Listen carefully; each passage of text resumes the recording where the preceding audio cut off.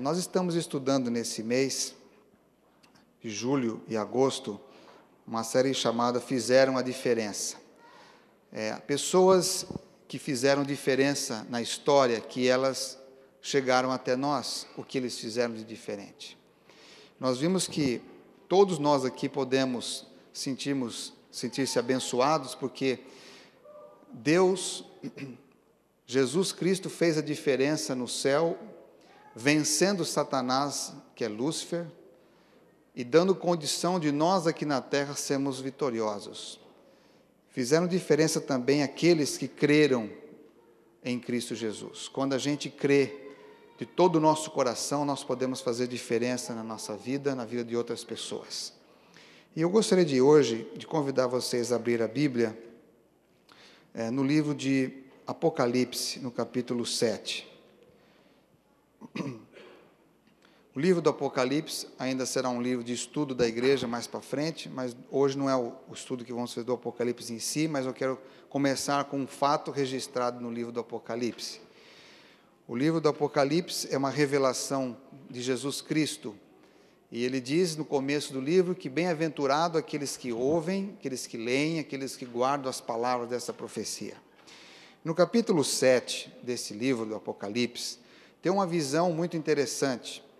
É a visão das pessoas que estarão sendo salvas. A visão do capítulo 7 é uma visão de quem vai estar no reino dos céus. E esse capítulo deveria ser de grande interesse de todos nós, porque com certeza ninguém quer viver para sempre numa terra de pecado. Ou você quer viver? Quando se trata do céu, muita gente fala sobre o céu. Eu estive em Los Angeles fazendo uma semana de oração e tinha curiosidade, quando eu estivesse em Los Angeles, de conhecer um museu que conta a história da música no mundo e nos Estados Unidos. E eles têm um museu lá no centro de Los Angeles, que é onde entrega o prêmio de música, o Grammy Awards. Então eu fui conhecer esse museu. E, logicamente que a música nos Estados Unidos ela é muito mais secular do que religiosa, mas eu percebi nos vários sites desse museu a homenagem que eles têm para Elvis Presley, para John Lennon, para outros compositores e cantores americanos, que não tem um cantor americano que não usa, ou inglês, ou europeu, que não usa da religião nas suas músicas.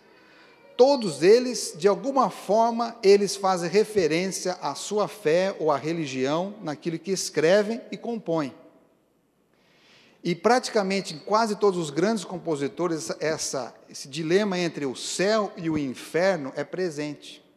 Seja divulgar o mal, ou falar dos dois, ou mesmo rejeitar os dois, como aconteceu com John Lennon. Ele não era nem criacionista, nem evolucionista, ele não era nem ateu, mas nem acreditava em Deus. Ele não acreditava nem no céu, nem no inferno, mas mesmo ele incluiu na sua música, uma das músicas mais famosas, a própria existência do céu e do inferno. Em tudo que a gente faz, a gente tem que fazer uma referência à religião, não tem como você ficar fora disso. Quando você estuda o livro profético de Daniel, você percebe que sempre os grandes acontecimentos do mundo antigo lidavam com o assunto entre Estado e religião. E no livro do Apocalipse, Deus mostra que nós, os seus filhos na terra, não deveriam viver preocupados com as coisas deste mundo, porque existe um lugar reservado para nós, que é o céu. Então, a Bíblia é um livro que nos oferece a oportunidade de conhecer de onde nós viemos, por que nós estamos aqui e para onde vamos. Essas três grandes perguntas da vida, Deus dá o privilégio da gente conhecer algumas das respostas delas. E no livro do Apocalipse, o capítulo 7, ele responde um pouco para nós, em miniatura, para onde nós iremos, que é o céu. Que visão do céu você tem? Eu gostei muito da música que você cantou, então vou começar com você, Paulo Luiz. O que você imagina ser o céu? O lugar mais feliz no mundo, no universo. Certo. Como vai ser, nem o que vai ter lá, mas acho que é o lugar mais feliz. Tá bom, tá bonita a sua resposta. Vamos ver aqui. Eudes, céu, o que é o céu para você? Acho que vai ser um lugar de paz. paz. Descanse em paz. Certo? Tá bom. A Penha deixa as pessoas mais bonitas aqui na Terra. O que você imagina ser o céu, Penha? Vai ser bonito. Isso é uma resposta confortante para o povo. Você vai ser desempregado no céu. Você sabe disso, né? Tá bem, né? Muito bem. Não é bom ser bonito? Eu sei que muitos de vocês aqui vão ser desempregados no céu, inclusive eu também, né? No céu não vai precisar de pastor, não vai precisar de cabeleireira, não vai precisar de muitas coisas que a gente faz aqui na Terra, né? O que você imagina ser o céu, Henrique? Uma eterna natureza, uma eterna primavera. Assim que você não tem problema com o pólen. Está sempre primavera no céu, tranquilo. Tá certo. Dona Lúcia, o que a senhora imagina ser o céu para a senhora? Que o olho não viu e o ouvido não ouviu, não chegou ao coração humano, é aquilo que Deus tem preparado para aqueles que o amam. Então, o céu é inigualável, não temos com que compará-lo. Certo? Muito bem. Diga, Lília, em espanhol, para a gente entender. El cielo será un lugar de música constante. Nunca parará. Bom, se a Terra tem bastante música, né? Imagine o céu como será, né? Muito bem. O capítulo 7 de Apocalipse nos convida a pensar não nas coisas que vamos ter no céu, mas nas pessoas. Veja o que diz aqui. Capítulo 7, verso 13. Então, um dos anciãos me perguntou: esses que estão vestidos de branco, quem são eles e de onde vieram? Respondi-lhe: Senhor, tu o sabes. Disse-me ele: esses são os que vieram da grande tribulação, e lavaram as suas vestes e as branquearam no sangue do Cordeiro. Por isso estão diante do trono de Deus, e o servem de dia e de noite no seu templo. E aquele que está sentado sobre o trono estenderá o seu tabernáculo sobre eles.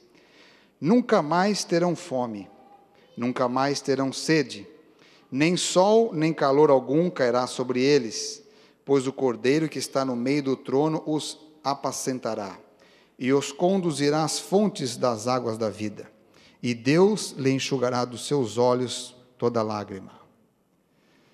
Então, a descrição de uma parte deste capítulo é que num diálogo que houve nessa visão que João recebe de Jesus, entre um dos anciãos, que é perguntado a ele: quem são esses vestidos de branco?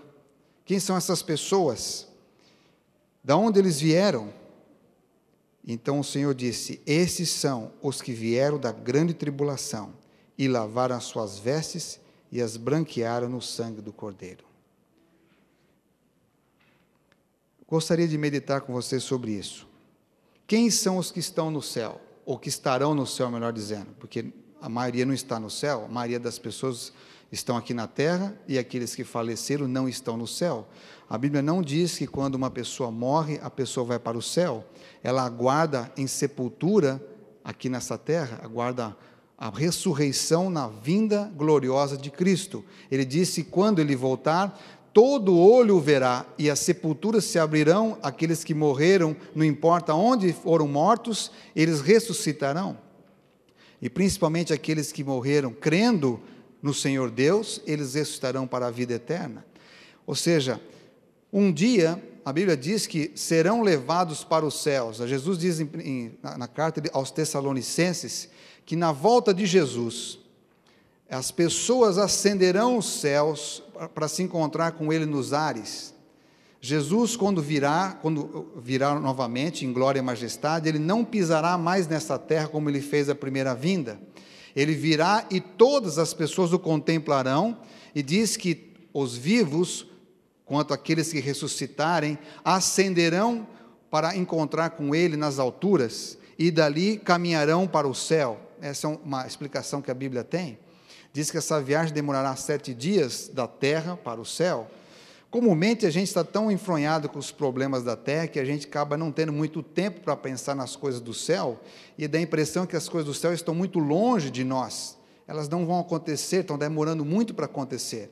Mas quando acontecem grandes sinais no mundo, calamidades, catástrofes, crise econômica, como a que nós estamos entrando numa sem precedente, graças a Deus que ela não atingiu todo mundo por enquanto, eu espero que, se ela tiver que atingir-nos, que nós possamos ter nossa confiança em Deus.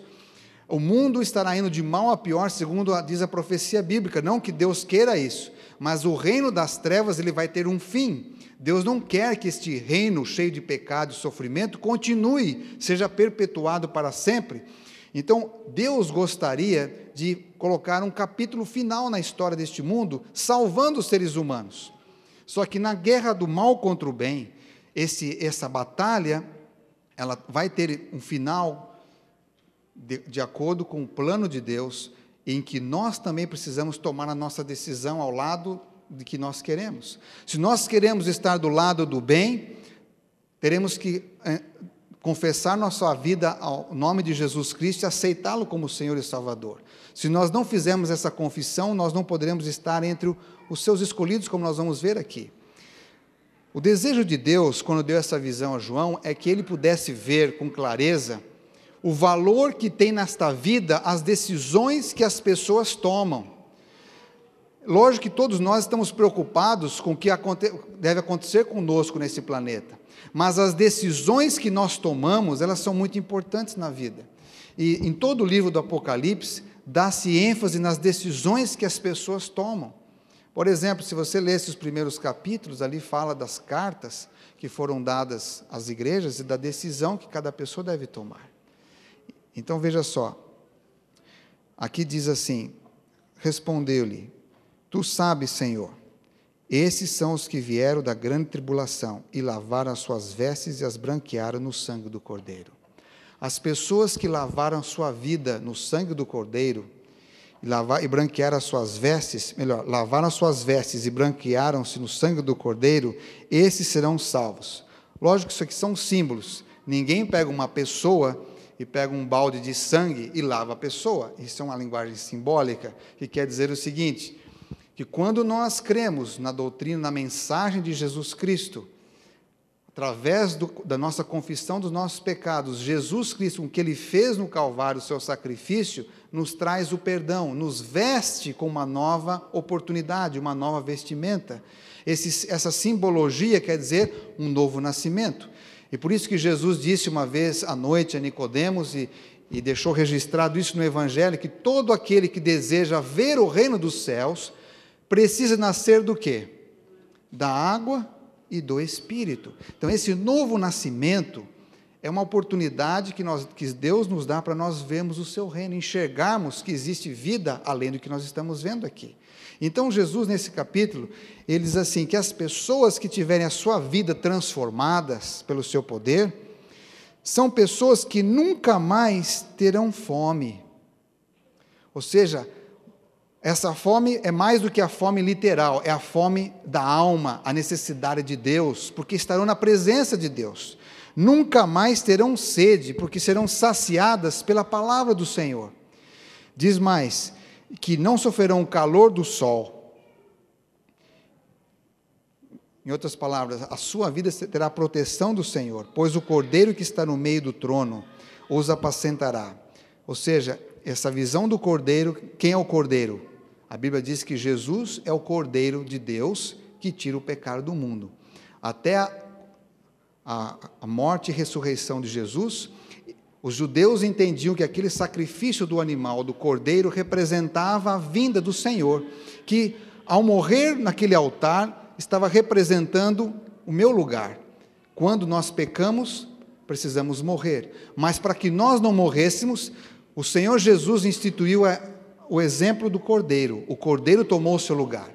E ele veio agora para ser o Cordeiro. Então, quando Jesus Cristo morreu no Calvário, ele estava simbolicamente representando todos aqueles cordeiros que morreram antes dele, no nosso lugar, para que nós pudéssemos ter o quê?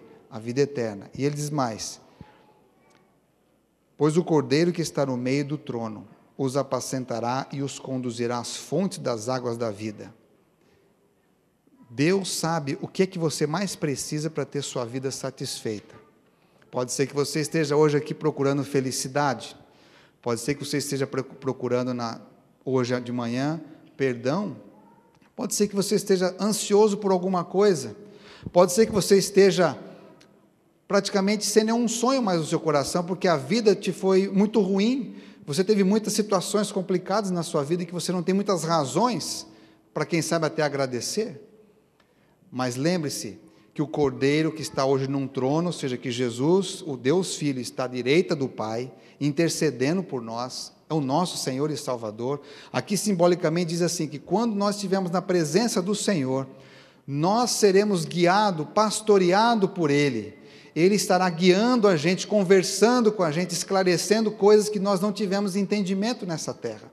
E diz uma frase muito importante ali, que Ele enxugará dos olhos toda lágrima. Até a nossa ida para o céu, nós teremos lágrimas nos nossos olhos. Nós nos desapontaremos com situações neste mundo, nós sofreremos coisas difíceis na terra, as nossas emoções serão provadas ao máximo nesse planeta aqui. E quem sabe no período de 1000 anos que seremos no céu, como a Bíblia diz, quando vamos rever os registros de juízo no céu, vamos entender as razões das coisas, muitos de nós choraremos, mas no final de tudo, Deus vai enxugar dos olhos as lágrimas. O que quer dizer isso?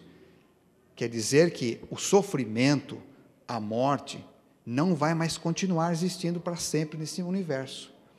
Veja que diz Apocalipse 21, quando Jesus Cristo estabelecer a sua cidade eterna, neste planeta de volta, onde será transformado num planeta saudável, num planeta que não terá mais a existência do pecado, diz aí Apocalipse 21, verso 1, então eu vi novo céu e uma nova terra, pois já o primeiro céu e a primeira terra passaram, e o mar já não existe.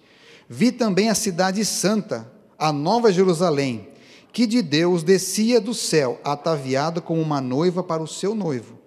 E então ouvi uma grande voz vinda do trono, que dizia, agora o tabernáculo de Deus está com os homens, Deus habitará com eles, e eles serão o seu povo, e o próprio Deus estará com eles, e será o seu Deus. E então Deus lhes enxugará dos seus olhos toda lágrima, e não haverá mais a morte, nem pranto, nem clamor, nem dor, pois as primeiras coisas são passadas. Então aqui nessa visão final do Apocalipse, Deus está confirmando, aliás, Jesus está confirmando para João escrever isso. Meus filhos, vocês têm lágrimas, têm sofrimento, têm morte nessa terra, mas isso não vai continuar, isso não vai ser perpetuado para sempre. Quando descer a cidade eterna com os meus filhos, isso será para sempre enxugado. Dos seus olhos toda lágrima. E ele diz assim, verso 5, o que estava sentado no trono disse, faço novas todas as coisas, e disse-me, escreve, pois essas palavras são verdadeiras e fiéis. Não é maravilhoso a gente saber que, antes de nós nascermos, Deus já tem um plano para formar e para nos colocar melhor do que onde a gente já pensou na vida. Deus já pensou em cada um de nós. No plano dele existe lugar para cada pessoa. No plano de Deus ele não gostaria de ver nenhum dos seus filhos perdidos, mas ele quer ver todos no seu reino. Mas lembre do que diz o Apocalipse 7, que aqueles que vão ter dos seus olhos a lágrima enxugada, aqueles que vão ter sua vida saciada, serão aquelas pessoas que lavaram as suas vestes em Jesus Cristo. E o que é lavar as vestes em Jesus Cristo? É isso que eu gostaria de mostrar para vocês, lembrá-los da importância que tem de nós fazermos uma aliança com Deus. Bom, quantos daqui são casados? Levanta a mão. Várias pessoas casadas. Teve alguém aqui que teve, por gentileza, casou, mas não teve uma cerimônia religiosa? Tem alguém? Teve lá um caso que não tem, outro que não teve cerimônia religiosa. Em geral, as pessoas gostam de se casar e ter uma cerimônia religiosa. Temos muitos tipos de cerimônias religiosas. nós temos numa igreja, nós podemos ter num parque, nós podemos ter num barco, nós podemos ter num avião, nós podemos ter na beira da praia. Já participei de vários tipos de cerimônias religiosas diferentes. Na praia, na igreja, nos salões. Tive exemplos diversos. Tive cerimônia que começou antes do horário. 5 minutos antes, estava noivo, o noivo, e naquela época eu acreditava que ele chegava no horário, eu também estava ali. Depois tive cerimônia de 5 horas de atraso. A noiva era para entrar às 5 horas, ela entrou às 10 da noite. Tivemos cerimônias regulares, que é de 1 hora de atraso, 2 horas de atraso, meia hora, né? Todo tipo de eventos. Cerimônias mais elaboradas, menos elaboradas, umas bem sofisticadas, outras mais simples. Tive uma cerimônia uma vez, de um encontro de casais, que tivemos casando 20 casais que não tinham tido cerimônia religiosa, foi uma cerimônia bonita. Aqui nós tivemos também de 4 casais, um ano atrás aí. Enfim, todas as pessoas, em geral, 99% das pessoas, elas apreciam uma cerimônia de casamento, elas gostam, elas sonham com essa cerimônia. E parece que esse sonho Deus colocou no coração da gente, porque Ele diz que o encontro dele com o seu povo é como um casamento. Tanto é que a descrição da Nova Jerusalém é como se fosse uma noiva preparada para o seu noivo. Então, no dia do seu casamento, houve vários simbolismos que marcaram o seu casamento. Por exemplo, o fato do homem entrar de preto e a mulher de branco, o que significa isso? Vocês sabem? Mulher quer dizer pureza, o homem quer dizer morte, ele morreu. Se o casamento fosse bom, vamos dizer assim, os dois teriam entrado de branco. Por que a mulher entra de branco e o homem entra de preto? Esquisito, né? Mas tem uma lógica isso. A cor preta não quer dizer que o homem não acredita no casamento, que ele morreu para a vida, não é isso? Quer dizer que ele assume a responsabilidade, a autoridade de formar um lar diante de Deus. Então, a cor negra é uma cor de autoridade, uma cor de responsabilidade. Então, para um homem usar um exemplo, nem todos usam preto, mas um exemplo, preto no casamento, quer dizer que ele é uma pessoa que está assumindo uma responsabilidade diante do universo de manter aquela moça que vai se casar com ele, agora vai ser a sua mulher. E todos os simbolismos que vêm, eles são riquíssimos. E por isso que, quando o casal vem à frente, ele faz uma aliança um com o outro, que chamamos de votos matrimoniais. Esses votos quer dizer que eu, de todo o meu coração, eu me declaro para que você possa ter a segurança de que você está com uma pessoa que se responsabiliza por você, se responsabiliza de eternizar este compromisso. Então, cada uma dessas partes do casamento, eles têm uma responsabilidade muito rica, mostrando o valor que a gente dá àquela cerimônia ali. E ela é uma representação do encontro de Deus com a gente. Outros símbolos que existem na terra, na vida, um deles, por exemplo, é o símbolo da comunhão, da Santa Ceia, quando as pessoas participam dos emblemas que representam o corpo e o sangue de Jesus. É uma renovação de uma aliança feita com Deus. A aliança é uma coisa que nunca pode ser quebrada. A aliança pode ser esquecida, pode ser perdida, mas não pode ser quebrada. Não quer dizer que está certo perder, que está certo esquecer.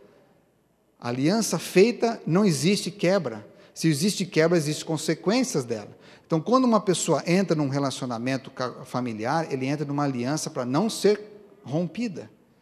Não importa os problemas que houverem, essa aliança tem que ser preservada, tem que ser santificada, consagrada a Deus. Então, quando você faz um voto a Deus, ele passou a ser um voto santo, sagrado. Ou seja, a declaração que Jesus diz assim, aquilo que Deus uniu, não separe o homem. Essa compreensão não é, infelizmente, de todos, mas essa é a declaração do nosso Senhor Jesus Cristo. Quando é feita uma união, esta união é tão solene diante de Deus, tão linda diante de Deus, que ele diz assim, aquilo que Deus uniu, não separe o homem. Então, esse ato de unir é uma coisa sagrada para Deus. Então veja, por que Deus permite esse voto, essa união no casamento? Para simbolizar a união dele conosco. Como que uma pessoa pode lavar as suas vestes em Cristo Jesus e fazer uma aliança com ele? Então gostaria de mostrar alguns exemplos. Veja ainda Apocalipse 22, verso 14. A última das bênçãos do Apocalipse é uma declaração que está escrito no capítulo 22 de Apocalipse, no verso 14, que diz assim: bem-aventurados aqueles que lavam as suas vestes no sangue do Cordeiro, para que tenham direito à árvore da vida e possam entrar na cidade pelas portas. Então, assim como num casamento, você tem o direito de entrar na vida daquela pessoa e ela na sua, esse direito não pode ser violado, não pode ter espaço para nenhuma outra pessoa. Esse é um direito que assiste a unicamente você quando casa com aquela pessoa. Depois de todos os votos feitos, depois de uma aliança sendo estabelecida, é que um homem tem o direito de assumir aquela mulher e aquela mulher aquele homem. Espiritualmente também é assim. É abençoada a pessoa que lava a sua vida no sangue de Jesus, para que tenha o direito de comer da árvore da vida e entrar pela cidade e pelas portas. Então notem bem aqui, o direito de entrar no céu é assistido àquelas pessoas que deixam Cristo vesti-la com sua veste. Isso deveria ser um motivo importante de estudo nosso, porque o céu não é simplesmente para todos, é para todos, mas não será dado a todos, porque nem todos querem lavar a sua vida no sangue de Jesus. O convite para o céu é oferecido a todo o planeta Terra, aos 7 bilhões de habitantes vivos que nós vamos ter neste ano. Mas só será de posse daqueles que deixarem Jesus lavar a sua vida. E isso é importante saber, isso é importante tornar conhecido, porque não é uma brincadeira, não é porque nós somos bonzinhos que Deus vai lavar a minha vida, não é porque eu dou minha oferta que Deus vai lavar a minha vida, não é mesmo porque eu vou a uma igreja que quer dizer que eu terei o direito ao céu. Então a Bíblia não diz assim que o direito ao céu é dado a quem vai a uma igreja, é dado àquele que dá esmolas e faz caridades, o direito ao céu é dado àqueles que fazem grandes obras neste mundo, ou aqueles que são premiados, nem sorteados. O céu não vem por sorteio, o céu não vem por loteria, o céu não vem por obras que nós fazemos. Mas aqui está dizendo que o céu é para aqueles que deixam, que lavam suas vestes no sangue do Cordeiro. Como é que é isso? Então, eu quero que vocês agora me acompanhem no livro de Atos, no capítulo 2. Atos é um livro que conta a história do início do movimento de Jesus, chamado O Caminho, depois chamado de Igreja. A obra de Jesus foi registrada após a sua ascensão, o efeito da obra de Jesus na terra, que nós chamamos da Igreja. A Igreja da época dos apóstolos não tinha nome. O nome que era dado a eles era O Caminho, porque originalmente os discípulos não tinham intenção alguma de sair da religião judaica. O que eles queriam é que todos os seus amigos e irmãos israelitas aceitassem a Jesus como Senhor e Salvador. Mas com o passar do tempo, a perseguição empurrou fora os que criam em Jesus e tiveram que formar o caminho, que mais tarde foram chamados por cristãos, e tempos depois formaram a igreja cristã. Então, os cristãos, antes de serem mesmo chamados de cristãos, a Bíblia diz em Atos, no capítulo 2, que no dia em que o Espírito Santo se manifestou de maneira impressionante na vida daqueles apóstolos e mulheres que aceitavam Jesus, o apóstolo Pedro, no capítulo 2, fez uma mensagem muito linda, uma pregação explicando aquele fenômeno sobrenatural. E no final daquela pregação, verso 37 de Atos 2, ouvindo aquelas pessoas isto, compungiram-se em seu coração e perguntaram a Pedro e aos apóstolos: que faremos, irmãos? Quando aquelas pessoas ouviram o testemunho em forma de pregação dos apóstolos, principalmente do apóstolo Pedro, diz que o coração delas batia forte, parecia o coração do noivo quando ele vê a noiva entrando na igreja, o coração bate forte. Então, eles perguntaram: o que nós devemos fazer? E a resposta foi a seguinte, verso 38 de Atos 2.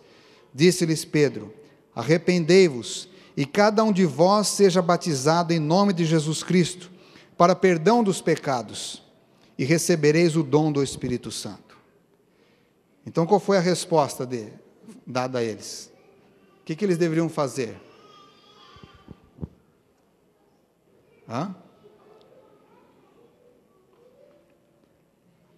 Arrependei-vos, certo? Arrependei-vos. O que mais? Arrependei-vos e sede batizados. E o que vocês receberão com isso?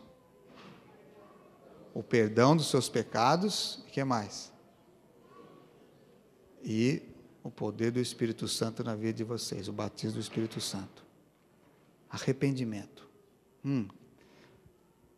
E batismo. Veja outro verso. Atos capítulo 3, versículo 19. Veja o que diz a Bíblia. Arrependei-vos, pois, e convertei-vos, para que sejam apagados os vossos pecados, e venham assim os tempos de refrigério pela presença do Senhor. Como a gente deseja tempos de paz no nosso coração, como a gente deseja uma mente sadia, uma mente que tem confiança em Deus, uma mente e um coração cheio de fé. Isso é resultado, olha aqui, arrependei-vos, pois, e convertei-vos para que sejam apagados os vossos pecados. Muitas vezes a nossa falta de paz é que a gente não sabe mais lidar com o nosso passado, temos vezes erros imensos que nos acusam, temos dificuldades e temos paz com a nossa vida, mas a paz é resultado do arrependimento que Deus coloca no coração da gente, da nossa conversão, e a promessa de Deus é que os nossos pecados sejam apagados, e assim venham tempos de refrigério, tempos de bonança, pela presença do Senhor na nossa vida. Um tempo mais para frente, há uma história que está em Atos, no capítulo 10. Diz a Bíblia que havia naquela região da Palestina um centurião que era famoso, chamado Cornélio. Ele era centurião da corte italiana. Só que mesmo sendo romano, não sendo judeu, não conhecendo muita coisa sobre a religião monoteísta, que seja da adoração do único Deus, diz que Cornélio era um homem piedoso e temente a Deus com toda a sua casa, sua mulher, os filhos, empregados, o qual fazia muitas esmolas ao povo e de contínuo orava a Deus. Cornélio era um homem bom, era um homem que tinha consciência social bem clara, de que ele, por ter mais, tinha responsabilidade de ajudar os necessitados. Então a Bíblia destaca o seu ato de dar esmolas como ato piedoso. Diz também que Cornélio tinha o hábito de orar continuamente a Deus, mesmo conhecendo totalmente o Deus de Israel, mas ele tinha a prática da oração. Era quase a hora 9, quando ele teve uma visão. Um anjo de Deus se dirigia para ele e dizia: Cornélio, Cornélio. E Cornélio, fixando nele os olhos, muito atemorizado, perguntou: o que é, Senhor? Respondeu-lhe o anjo: as tuas orações e as tuas esmolas têm subido para a memória diante de Deus. Uau! Deus visitou Cornélio através do seu anjo e confirmou uma coisa importante para Cornélio: a maneira como você vive, dando esmolas e fazendo o bem, e também as suas orações, a sua amizade com Deus, é precioso aos olhos de Deus. Deus reconhece isso como algo muito importante. E disse mais: agora envia homens a Jope e manda chamar a Simão, que tem por sobrenome Pedro.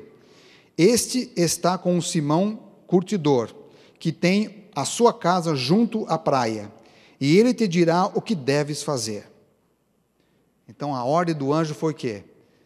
Você vai, manda alguns oficiais seus chamar este homem chamado Simão Pedro. Este homem tem uma mensagem para você.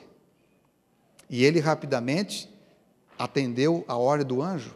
E diz aqui: logo que se retirou o anjo, Cornélio chamou 2 dos seus criados e um piedoso soldado dos que estavam ao seu serviço, E havendo-lhes contado tudo, enviou-os a Jope.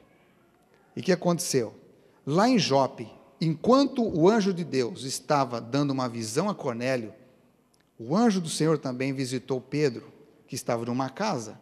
E Pedro teve um sonho. E nesse sonho, ou visão, podemos assim dizer, ele viu um tapete imenso com todos os tipos de animais, grandes e pequenos, répteis e mamíferos. E na visão disse assim para ele: Pedro, mata esses animais e coma. E Pedro, como um judeu praticante do Velho Testamento, guardava as orientações de Deus de Levítico 11, falou: não, Senhor, nós não comemos animais imundos, como é que o Senhor... E o anjo disse assim: não faça imundo aquilo que Deus possa fazer o quê? Limpo. É uma ordem de Deus. E Pedro não entendia, até que Deus explicou para ele: você vai receber alguém na sua casa, você vai agora visitar essa pessoa. Deus queria impressionar a mente de Pedro, não agora para comer animais. O que Deus estava falando para Pedro é que o evangelho de Deus tem que chegar a todas as pessoas. E você não pode guardar o evangelho para você. Você tem que repartir com outros. Deus não tem preconceito com o evangelho. O evangelho não é só dos judeus. O evangelho não são só dos 12 apóstolos, 120 crentes e das mulheres que seguiam Jesus. Esse evangelho, ele tem que sair das fronteiras do Estado de Israel. Ele tem que viajar às pessoas. Então, se você tiver preconceito, você não vai fazer esse trabalho. Então, Deus chocou, vamos assim dizer, Deus colocou Pedro numa situação difícil, porque Deus queria que Pedro entendesse que o evangelho é para todos. Então, diz lá que chegaram os homens, diz no capítulo 10, e conversaram com Pedro, e Pedro foi agora à casa de Cornélio. Veja o que aconteceu.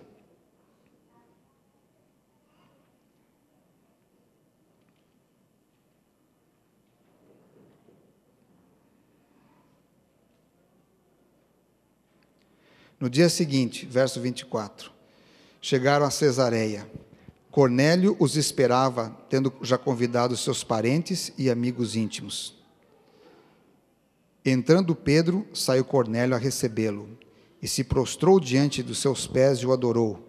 Mas Pedro o levantou, dizendo: levanta-te, eu sou um homem, e não faças isso.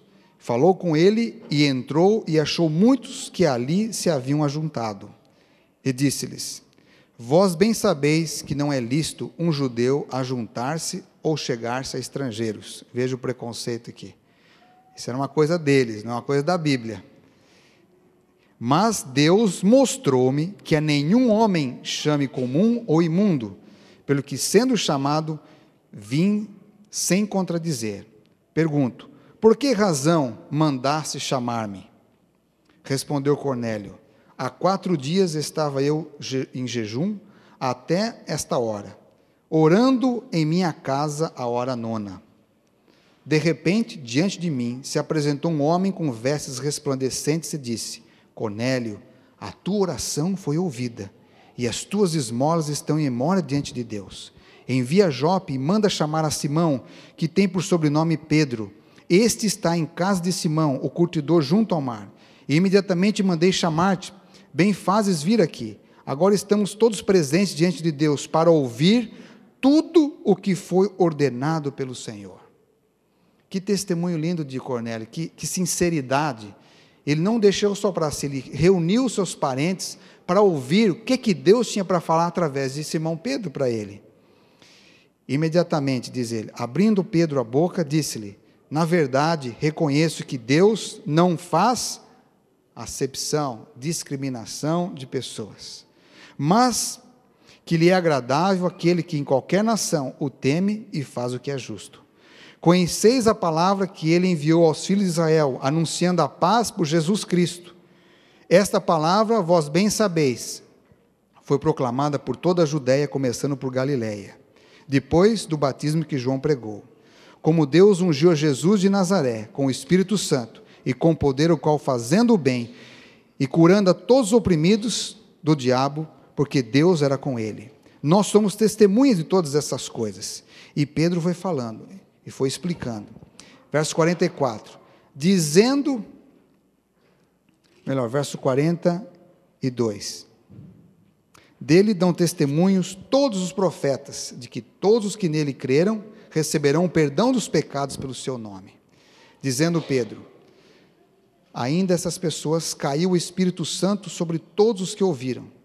Os fiéis que eram da circuncisão, que tinham vindo com Pedro, maravilharam-se com o dom do Espírito fosse derramado também aos gentios, pois os ouviam falar em línguas e agradecer-lhes a Deus. Então Pedro perguntou, pode alguém recusar o batismo das águas, para que não sejam batizados esses que também receberam como nós o Espírito Santo? Então mandou que fossem batizados em nome do Senhor, e então lhes rogara que ficasse com eles por alguns dias. Cornélio estava ansioso, faminto de Deus. Ele queria saber como é que é esse evangelho. E Pedro explicou para ele, deu testemunho dele sobre Jesus. E disse para ele, é necessário agora arrependimento e confissão dos pecados. E olha só, para que Pedro não tivesse dúvida, dificuldade, antes de Cornélio ser batizado nas águas, o Espírito Santo veio sobre Cornélio, sobre a mulher do Cornélio, sobre os seus filhos, seus funcionários, e os batizou. E a demonstração disso foi que eles falaram línguas, idiomas diferentes. E aquela manifestação foi tão poderosa na vida deles, que Pedro disse assim, nós temos que batizar vocês pela água também. Aliança com Deus. E naquele dia, Cornélio e sua casa foram batizados. E passaram a ser filhos de Deus. O batismo é uma aliança muito importante. De todas as alianças na terra, para nós que estamos vivos, é a mais importante. Porque o batismo representa Deus, o Pai, o Espírito Santo e Jesus Cristo agindo em nós. Por isso que quando Jesus, aos 30 anos, ele começou o trabalho dele, ele não fez o seu trabalho, não fez nenhum milagre, não fez nenhuma cura, não fez nenhuma pregação, nada disso antes de ele ir ao Rio Jordão e ser batizado por João Batista. E diz lá em Mateus capítulo 4, que Jesus entrou nas águas de João, batizou, e do céu ouviu-se a voz de Deus, esse é meu filho amado, em que nele tenho prazer. E o Espírito Santo foi sobre ele.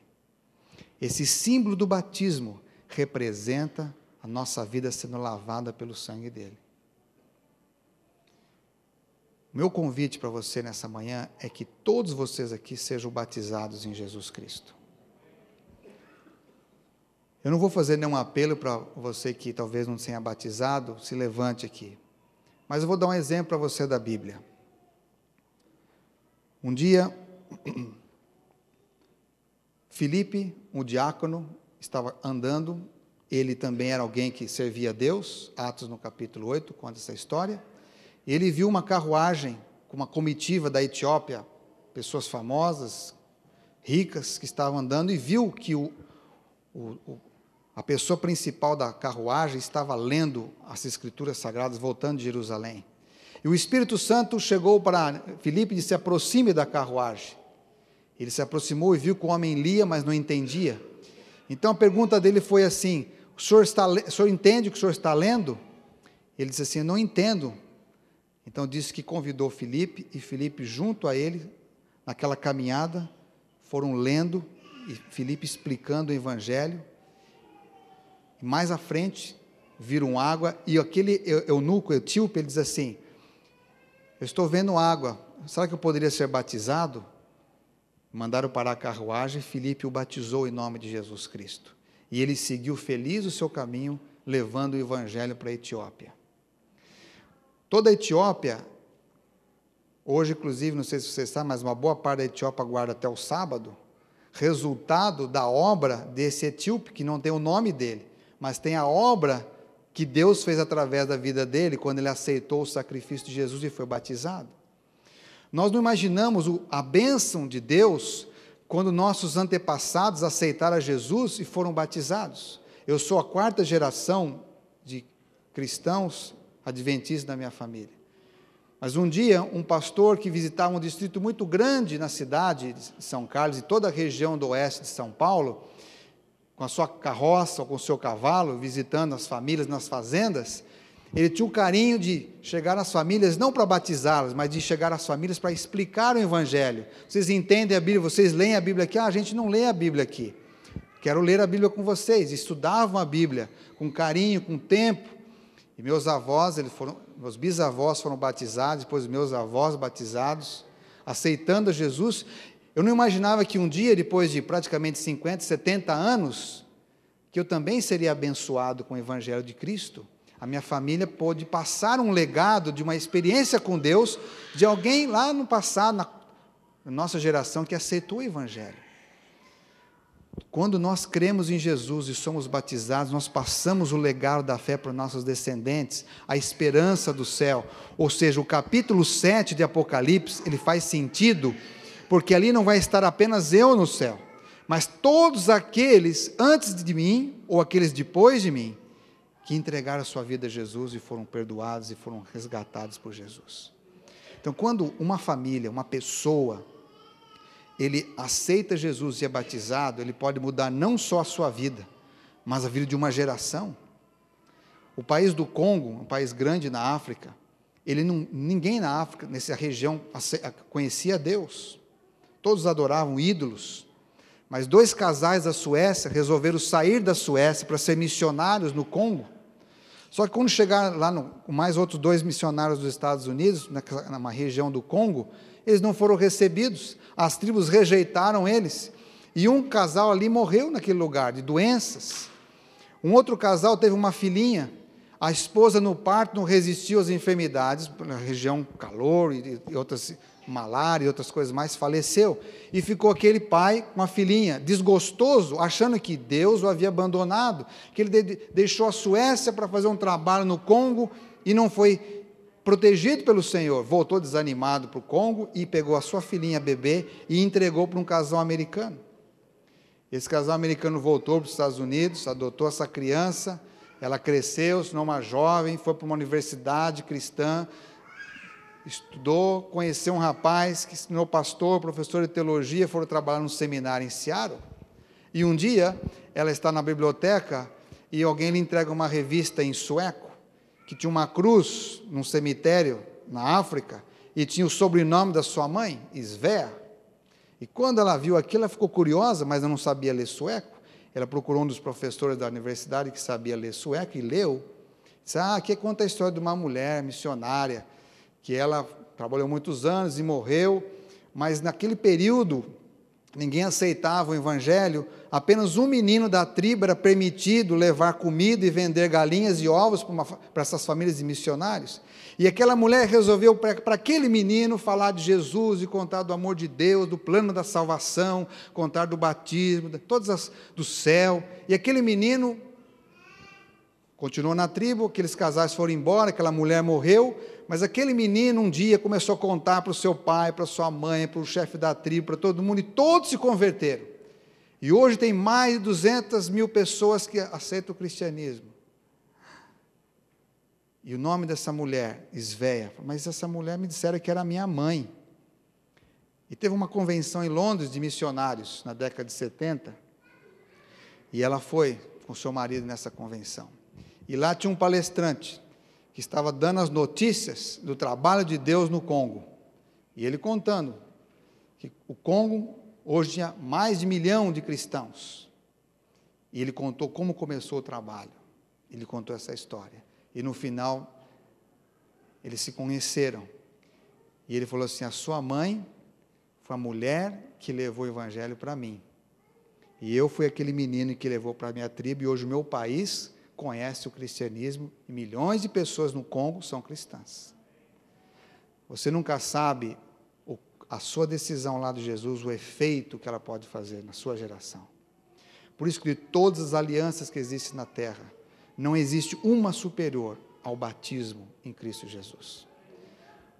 Eu sei que aqui de vocês tem vários que são batizados, mas tem alguns que não são batizados. Eu gostaria que você considerasse com carinho a sua decisão de você entregar sua vida a Jesus e ser batizado, porque no céu estaremos ali todos os que forem lavados pelo sangue de Jesus. Isso é serious business, não é qualquer coisa.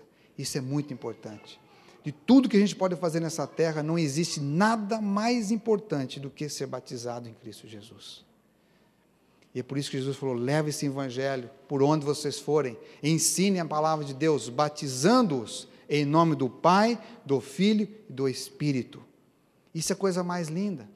Por isso que o batismo, ele é feito quando a gente tem condições de decidir. Quando nós somos bebês, nós somos apresentados e dedicados a Deus. Isso que a Bíblia ensina.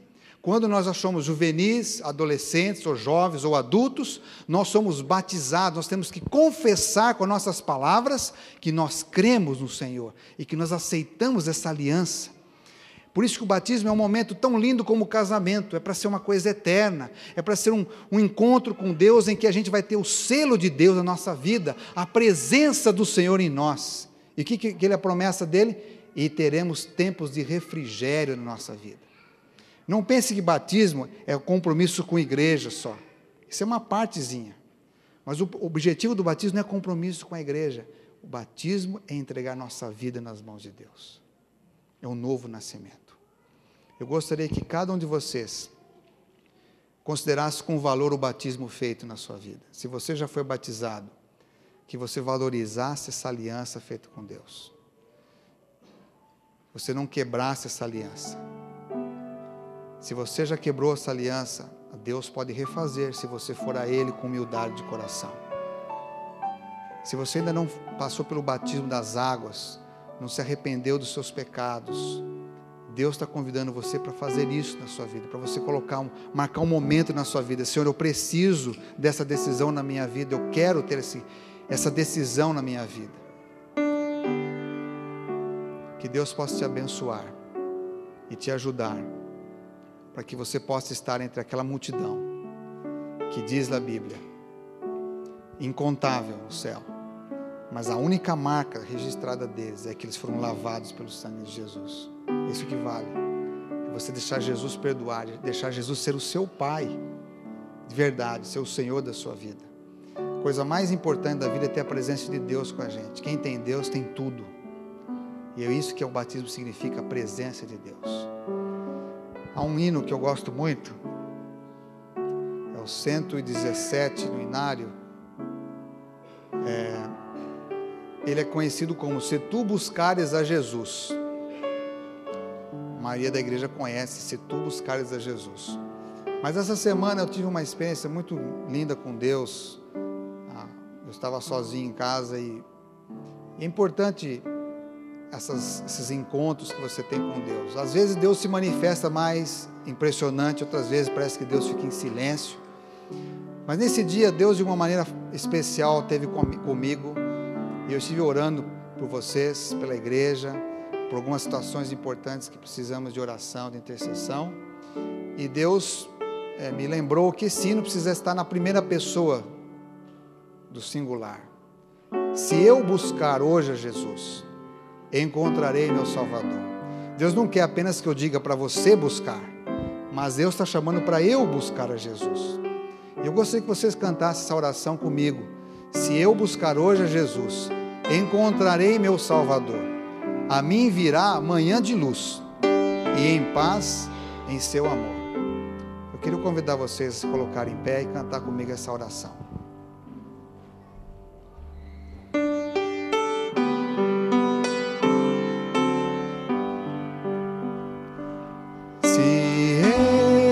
Buscar hoje a Jesus, encontrarei meu Salvador. A mim virá manhã de luz e paz em seu amor. Se eu buscar conhecê-lo, ó sim, amá-lo-ei também. Manhã feliz despontará para mim no lar de além, a luz do que ele prometeu eu vou viver e caminhar, o amor e as bênçãos lá do céu, de Deus sua doce voz, se eu buscar conhecê-lo, ó sim, amá-lo-ei também. Manhã feliz despontará para mim no lar de além. Jesus compreende a minha dor e sempre quer o meu melhor. Eu creio que junto a ti, Senhor, conforto e paz terei, se eu buscar, ó sim, amá-lo-ei também. Manhã feliz despontará para mim num lar de além. Querido Deus, o Senhor nos lembra nessa manhã da aliança que o Senhor fez conosco. O Senhor teve coragem de passar por um jardim, derramar gotas de sangue, de ser colocado num calvário, passar pela morte para nos salvar. Querido Deus, obrigado por tua ressurreição, porque ela é a razão de nós continuarmos esse ministério de ensino. Hoje, Senhor, quero te louvar pelo dia que o Senhor me permitiu ser batizado no teu nome. Eu tinha 10 anos de idade, no dia 21 de setembro de 1975. Naquele dia, o Senhor permitiu fazer uma aliança contigo. E nessa manhã, Senhor, em nome de todos aqueles que já foram batizados, nós te agradecemos por esse compromisso que o Senhor permitiu fazermos. Ajuda-nos a sermos fiéis ao voto do batismo. Também te peço nessa manhã, Senhor, que coloque no coração daqueles que ainda não passaram pelo batismo das águas e pelo batismo do teu Espírito, que possam tomar a decisão no seu coração hoje e logo serem batizados. Que hoje eles possam tomar a decisão de estudar a tua palavra, de buscar uma maneira de entender esta mensagem tão importante e tomar este voto de compromisso contigo. Queremos todos, Senhor, estarmos dentro do teu desejo, do teu coração, da mensagem de Apocalipse capítulo 7, de estarmos vestidos com as vestes que Jesus nos dá. É no nome dele que nós oramos. Amém.